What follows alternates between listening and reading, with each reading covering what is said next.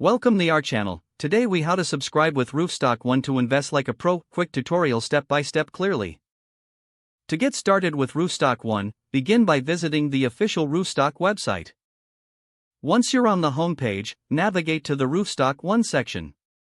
Here, you'll find detailed information about the investment opportunities available.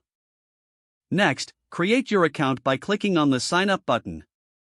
Fill in the necessary details, including your name, email address, and a secure password. After submitting your information, check your email for a confirmation link. Click on the link to verify your account. Once your account is verified, log in using your new credentials. Now, explore the investment options presented by Roofstock One. You can filter listings based on your investment criteria, such as property type and location. When you find a property that interests you, click on it to view complete details. Take time to review the financial projections and any associated risks. If everything meets your satisfaction, proceed to the investment section. Choose the amount you wish to invest and understand the minimum investment requirements. Next, read through the investment terms and conditions carefully. Once you're ready, click on the Invest Now button. Follow the prompts to input your payment information securely.